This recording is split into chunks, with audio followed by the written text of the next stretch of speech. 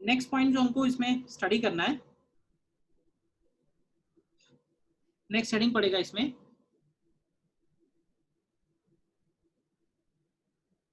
Resolution of vector.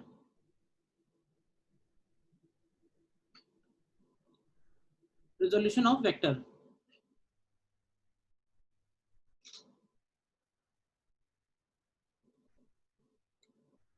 ठीक है। देखो रिजोल्यूशन वर्ड का क्या मतलब है पहले ये समझते हैं, और फिर देखेंगे कि रिजोल्यूशन करते कैसे हैं। तो पहले अगर तुम्हें मतलब समझना है तो सीधे सीधे देखो कि resultant, finding resultant and doing resolution, they are just opposite. जब हम दो वेक्टर्स का रिजल्टेंट निकालते हैं तो हम लोग क्या करते हैं, हम लोग ए वेक्टर और बी वेक्टर को ऐड करके एक थर्ड वेक्टर निकालते हैं और उसको बोलते हैं रिजल्टेंट। रिजल्टेंट का सिग्निफिकेंस क्या है, रिजल्टेंट का सिग्निफिकेंस ये है कि अगर हम वेक्टर ए और वेक्टर बी को हटा दें तो उसके बदले वो एक रिजल्टेंट उन दोनों के बराबर काम करेगा, इसीलिए उसको रिजल्टेंट बोल रहे हैं। बॉडी पे दो फोर्सेस लग रहे हैं, उनका हमने रिजल्टेंट निकाला, उसके बाद रिजल्टेंट के बराबर एक ही फोर्स लगा दो तो सेम मतलब होगा। तो ऐसे समझो कि दो वेक्टर्स को जब हम एक वेक्टर में कन्वर्ट कर रहे हैं, so that process is called resultant. And resolution का मतलब है कि हम एक वेक्टर को मल्टीपल वेक्टर्स में कन्वर्ट कर रहे हैं, सच दैट कि वो जो मल्टीपल वेक्टर्स का रिजल्टेंट है वो गिवन वेक्टर होना चाहिए। मतलब कि रिजल्टेंट निकालना और रिजोल्यूशन करना ये दो अपोजिट प्रोसेस हो गए। रिजल्टेंट में हम मल्टीपल वेक्टर्स को एक वेक्टर में कन्वर्ट करते हैं और रिजोल्यूशन में एक वेक्टर को हम मल्टीपल वेक्टर्स में कन्वर्ट करते हैं। बेसिक यही है बस, ठीक है ना। तो देखो इसमें आगे लिखते हैं,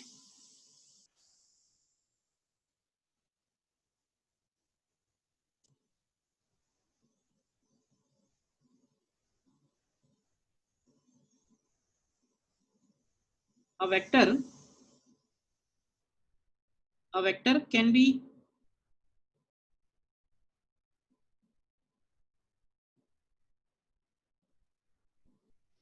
a vector can be split, या ऐसे लिखो a vector,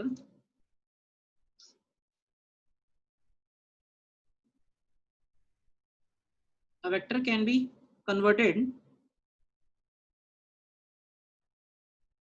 into multiple vectors such that the given vector, such that the given vector is resultant, the given vector is resultant of all the new vectors, ठीक है। this process is called resolution of vectors,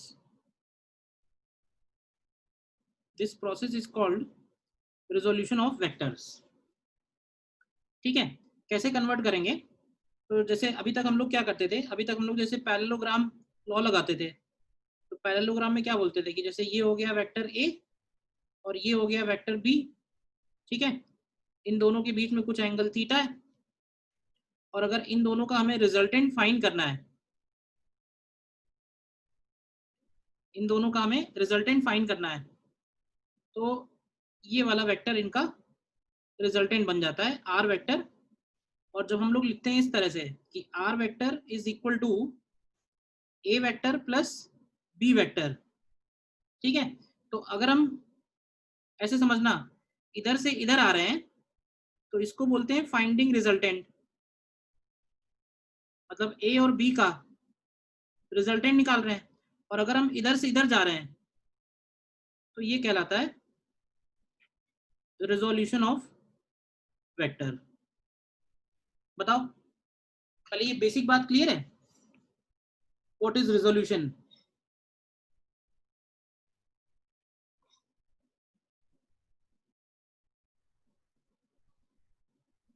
ठीक है ना। और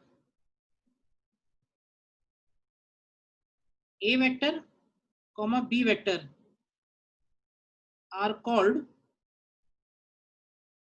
are called components of vector R. A और B को क्या बोलेंगे?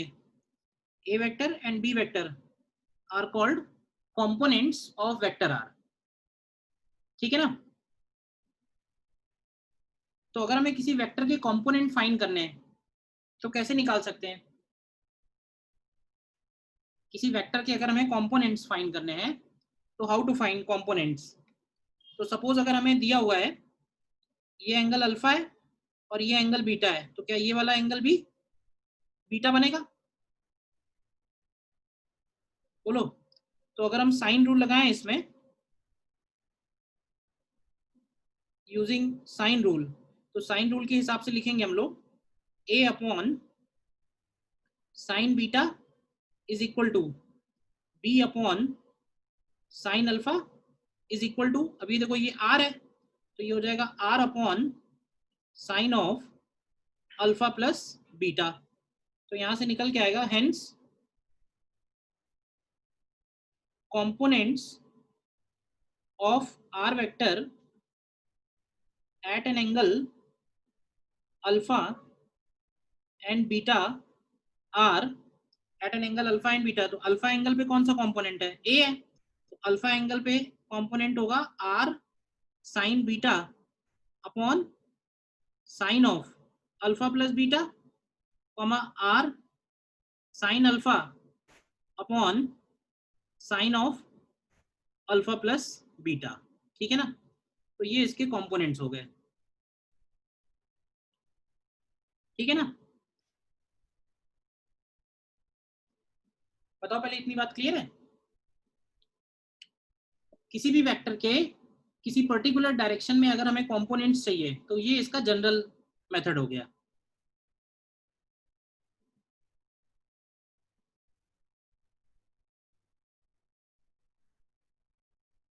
ठीक है?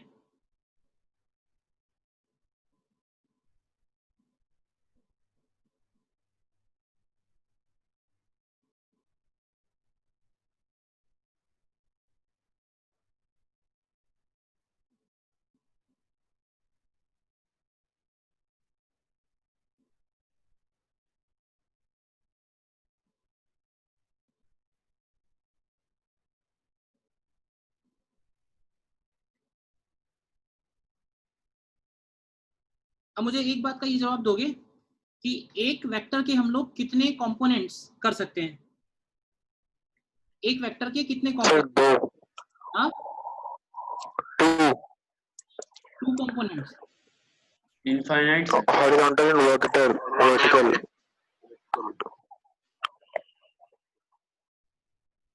देखो, एक वेक्टर के हम लोग इनफाइनाइट कंपोनेंट्स तक कर सकते हैं, मिनिमम टू कंपोनेंट्स और मैक्सिमम इनफाइनाइट कंपोनेंट्स। ऐसे सोचो कि कितने वेक्टर्स का रिजल्टेंट एक वेक्टर हो सकता है, तो जितने भी वेक्टर्स ले लो सबका रिजल्टेंट सिंगल ही बनेगा ना, तो उस सिंगल वेक्टर को हम कन्वर्ट भी मल्टीपल वेक्टर्स में कर सकते हैं। तो नीचे ये बात मेंशन कर देना।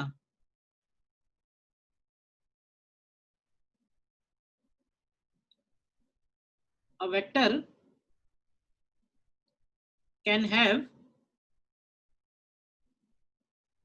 Infinite components. A vector can have infinite components. कैसे? इसी तरीके से जैसे आर वेक्टर को हम लोग लिख सकते हैं, R vector is equal to a1 vector plus a2 vector plus a3 vector plus let's say up to an। तो ये कितने भी वेक्टर्स पॉसिबल हैं, तो ये सारे के सारे कहलाएंगे these are components of R vector. ध्यान ये रखना है कि कंपोनेंट्स हम तभी बोलेंगे जब इन सारे कंपोनेंट्स का जो रिजल्टेंट है वो हमारा गिवन वेक्टर होना चाहिए। तो देखो, ऐसा हो सकता है कि जैसे ये a1 वेक्टर हो गया, फिर ये a2 वेक्टर हो गया, फिर ये a3 वेक्टर हो गया, फिर ये a4 वेक्टर हो गया, इस तरह से चलते जाएं और फाइनली ये an वेक्टर हो गया।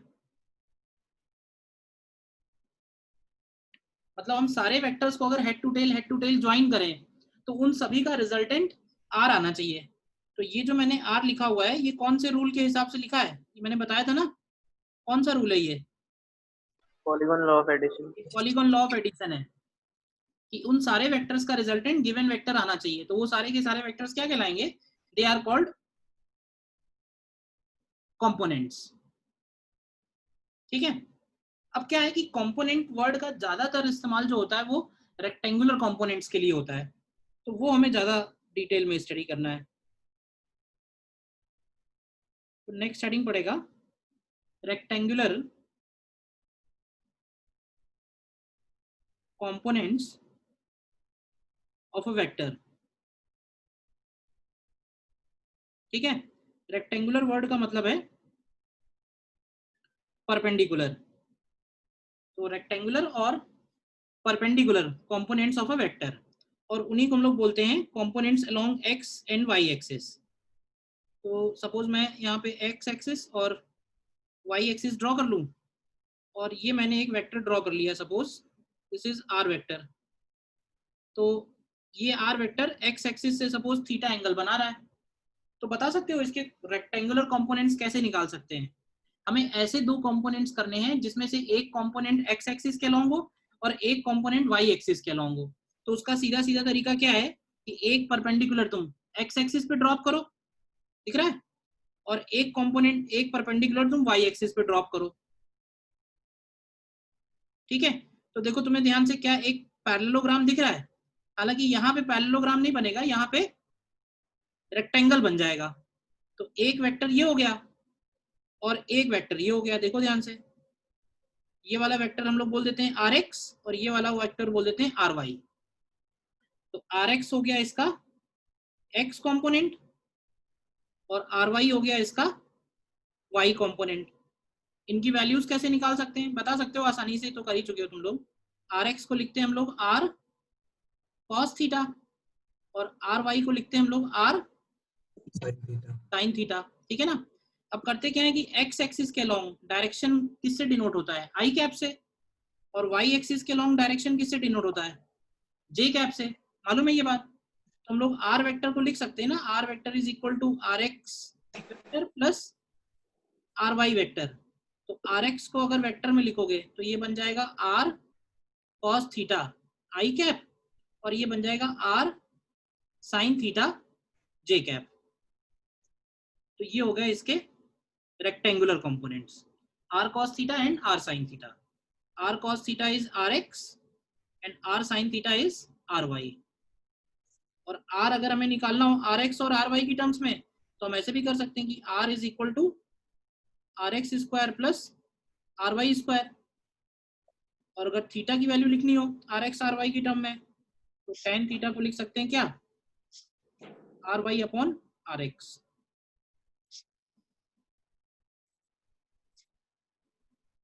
बोलो,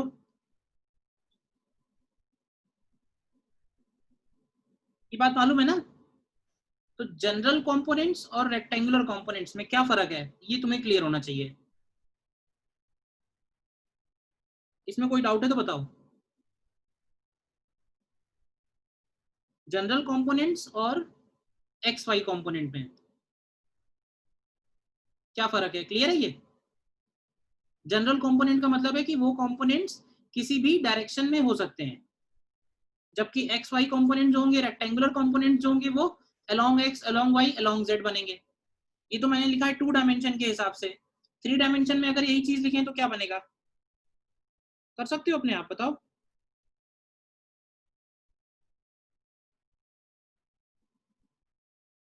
सपोज इधर पॉजिटिव एक्स है, इधर पॉजिटिव वाई है, इधर पॉजिटिव जेड है, और इस तरह से 3D में ये वेक्टर है, वेक्टर आर।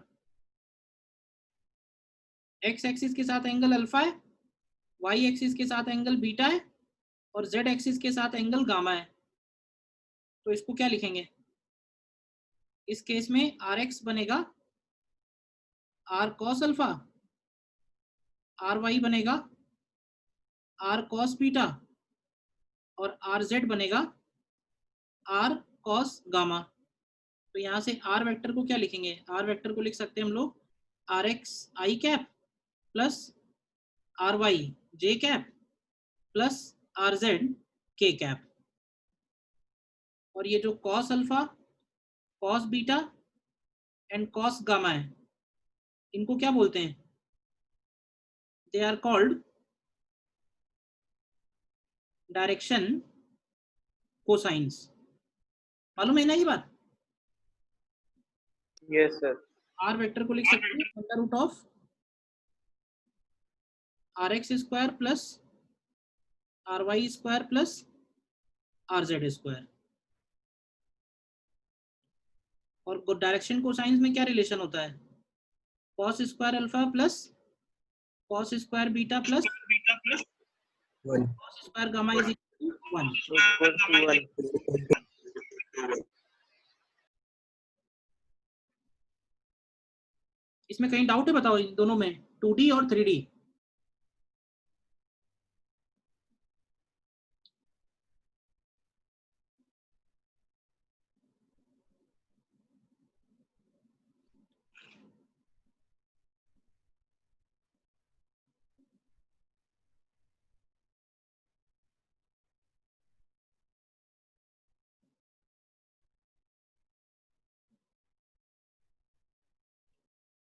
तो देखो है क्या, कंपोनेंट्स, रेक्टेंगुलर कंपोनेंट्स में अगर हम वेक्टर को ब्रेक कर लेते हैं, यानी कि आई कैप जे कैप में के कैप में, तो क्या होता है कि वेक्टर्स को ऐड करना, सब्ट्रैक्ट करना, मल्टीप्लाई करना, वो सब बहुत आसान हो जाता है।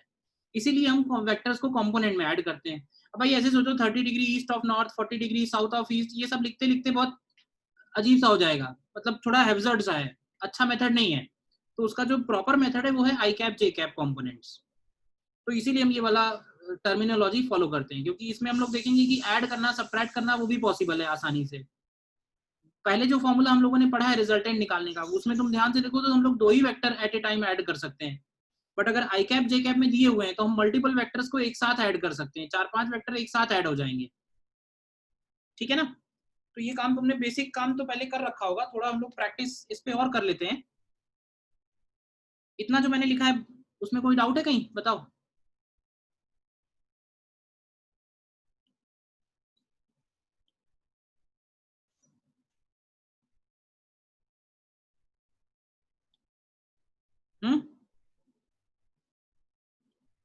देखो इसमें क्वेश्चन करके ये वाला, इसको तुम्हें आई कैप जे कैप की हेल्प से करना है। मतलब तुम्हें करना क्या है, पहले सारे वेक्टर्स को आई कैप जे कैप में कन्वर्ट करना है, और फिर आई कैप जे कैप में कन्वर्ट करने के बाद तुम्हें इनको ऐड करना है, फिर रिजल्टेंट निकालना है इनका। ठीक है, देखो करो ट्राई।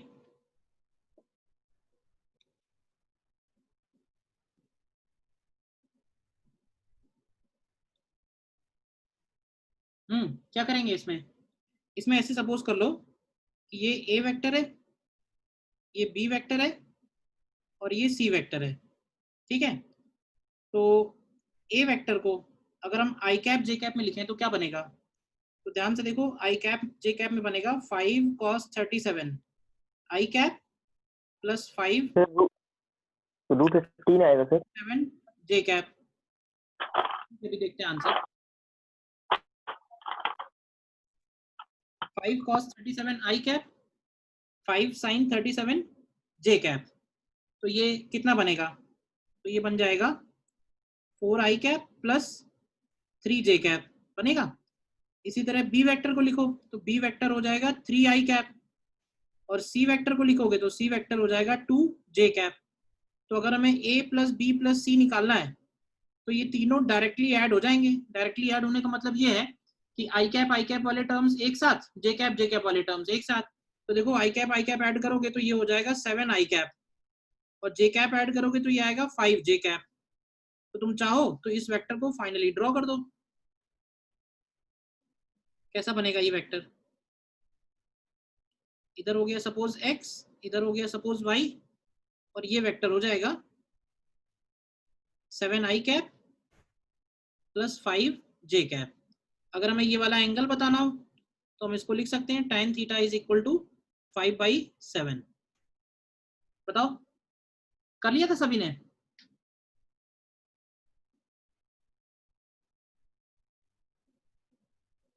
सभी ने कर लिया? कोई डाउट बताओ।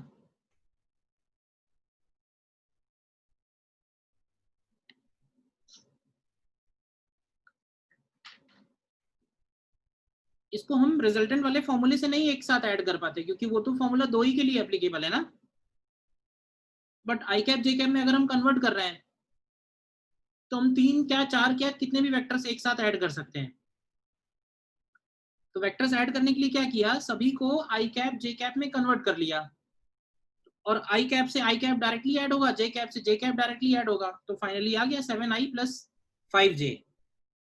तो अगर हमें रिजल्टेंट का मैग्नीट्यूड चाहिए तो रिजल्टेंट का मैग्नीट्यूड अब बन जाएगा अंडर रूट ऑफ, क्या लिखेंगे, तो ये हो जाएगा 7 स्क्वायर प्लस 5 स्क्वायर, तो ये कितना आ जाएगा 49 प्लस 25, तो ये हो जाएगा अंडर रूट ऑफ 74, और इसको लिखेंगे एट एन एंगल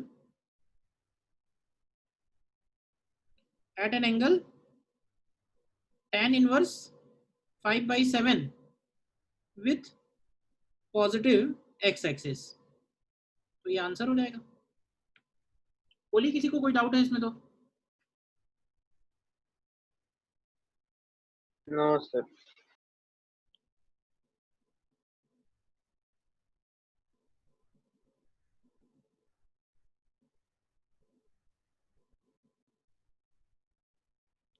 देखो नेक्स्ट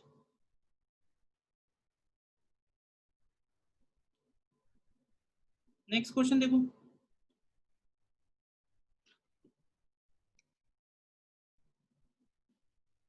हाँ, कैसे ट्राई करेंगे इसमें।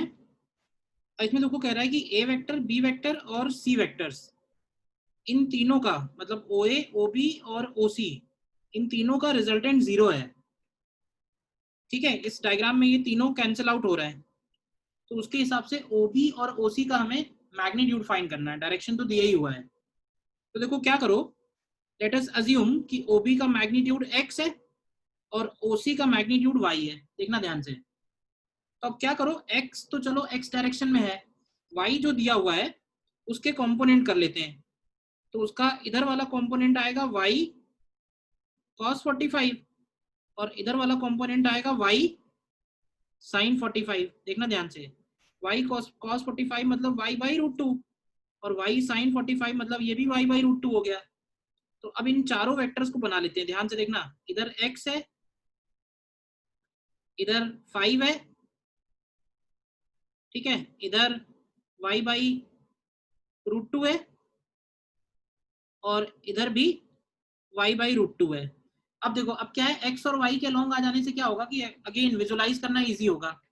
अब देखो अगर ये चारों का रिजल्टेंट 0 है, तो चारों का रिजल्टेंट 0 कैसे होगा, जब y वाले दोनों कैंसिल होंगे और x वाले दोनों कैंसिल होंगे। तो y वाले अगर दोनों कैंसिल होंगे तो हम लोग लिखेंगे y by root two is equal to 5, यानी यहाँ से तुमको y की वैल्यू मिल गई। y की वैल्यू कितनी मिल गई, 5 रूट टू, बोलो। और इसी तरह से x is equal to y by root two, तो यहाँ से तुम्हें x की वैल्यू मिल गई 5, और यही निकालना था। देखो निकाल लिया था या नहीं कर पाए थे। फिर समझ में नहीं आया। इसमें करना क्या था ना, इसमें हमको 3 वेक्टर्स दिए हुए हैं। कौन कौन से 3 वेक्टर हैं, ये देखो ध्यान से, एक वेक्टर ये है, एक वेक्टर ये है, और एक वेक्टर ये है। तो क्वेश्चन ये कह रहा है कि इन तीनों का रिजल्टेंट 0 है, इन तीनों का सम 0 है। तो ये इसका मतलब ये हुआ कि ये तीनों मिलके एक दूसरे को कैंसिल कर रहे हैं। तो हमने क्या किया, इन तीनों के कंपोनेंट कर लिए, अलोंग x और अलोंग y। अब ये बताओ कि अलोंग x जब कंपोनेंट किए, तो अगर ये दोनों आपस में कैंसिल हो रहे हैं तो इसका मतलब क्या होगा, इसका मतलब यही तो निकलेगा कि ये वेक्टर जो है वो इस वेक्टर के इक्वल होगा। और अगर ये दोनों भी आपस में कैंसिल हो रहे हैं तो इसका क्या मतलब होगा, इसका मतलब होगा कि ये जो वेक्टर है वो इसको कैंसिल कर रहा होगा। तो इससे हमको ये x और ये y निकालना था, ये निकल आया। ये ठीक है अननोन थे, सर, हो। इनके लेंथ अननोन थे। ओके सर, हो गया। डन।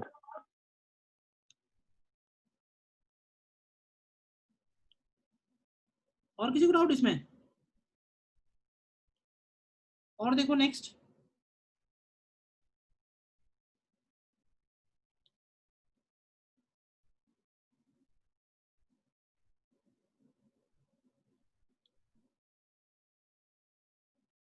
नेक्स्ट देखो,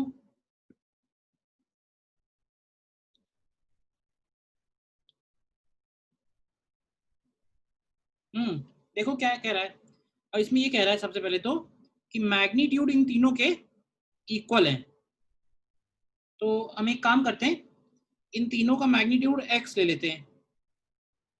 देखो, तो OA वेक्टर में क्या लिखोगे इसको, देखो तो वेक्टर में इसको लिखेंगे हम लोग x cos 30 i cap plus x sin 30 j cap.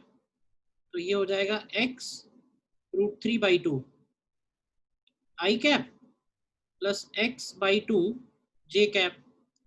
इसी तरह OB वेक्टर निकालो, तो OB हो जाएगा x cos 60 i cap minus x sin 60 j cap. तो ये हो जाएगा x बाई 2 i कैप और माइनस x √3/2 j कैप। और OC वेक्टर, OC वेक्टर क्या आएगा, OC वेक्टर हो जाएगा minus x cos 45 i cap and plus x sin 45 j cap. तो ये होगा minus x by √2 i cap and plus x by √2 j cap. देखो यहाँ तक। तो हमें इसमें निकालना है OA plus OB minus OC। करो जरा क्या आएगा, i कैप ऐड होंगे और OC सब्ट्रैक्ट हो रहा है। तो ये आएगा x √3/2 प्लस x बाई 2 और ये भी प्लस ही हो जाएगा, देखो ध्यान से। तो ये i कैप आएगा, j कैप के लिए देखो तो ये आएगा x by 2 minus x √3/2 and minus x by √2। तो ये हो जाएगा इसका j कैप। और हमें डायरेक्शन निकालना है, तो डायरेक्शन निकालने के लिए हम लोग tan थीटा निकाल सकते हैं। tan थीटा हो जाएगा ry अपॉन rx। तो ry ये रहा, तो इसको सॉल्व कर लो, x by 2 minus x √3/2 minus x upon √2 divided by x √3/2 plus x by 2 plus x by √2। तो देखो इसमें से x कैंसिल हो जाएगा, देखो क्या बचता है, क्यों भाई, वही डायरेक्शन हो जाएगा। बताओ क्लियर है या नहीं।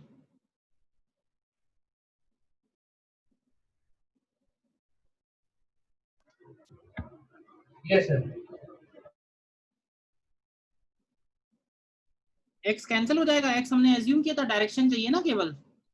और बाकी थोड़ा सॉल्व करके देख लो, theta equal to tan inverse में आंसर आ जाएगा।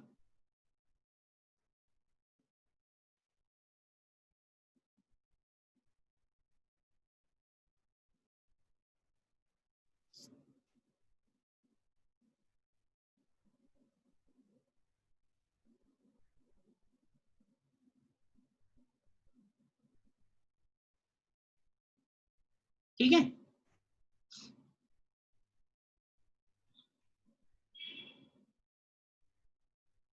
Yes sir.